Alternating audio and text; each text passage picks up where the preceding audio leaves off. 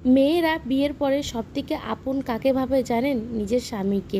কিন্তু একটা সত্যি কথা কি জানেন? সব স্বামী মেয়েদের আপন হয় না।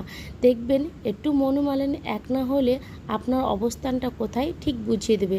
যেমন তার জীবনে আপনার গুরুত্বটা কতটুকু।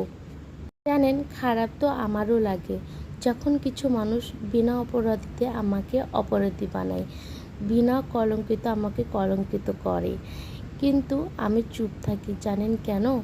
যেন আমার ভগবান যেন চুপ না থাকে। ওই যে একটা কথা আছে, আপন থেকে পর ভালো, পর থেকে জঙ্গল ভালো। এই কথাটা কেন বলছি জানেন কি? ওই যে দেখেন না, মা বাবা এত কষ্ট করে বড় করে খাইয়ে পরিয়ে পরের বাড়িতে পাঠাবে, আর সেই আমরা মেয়েরা কী করি? এক নিমিষে তাদেরকে আপন করে নিই, নিজের বাবা মাকে পর করে। আর সেই পররা কী করে? চোখে আঙুল দিয়ে বুঝে যায় যে তারা আপন না, কখনো আপন হতেও পারবে না। তোমাকে ঠেলিয়ে ঠেলে সেই জঙ্গলের দিকে পাঠিয়ে দিবে। তাহলে আমাদের হাতে থাকলোটাকে সেই জঙ্গল, তো জঙ্গলের মতন ভালো আর কিছুই না।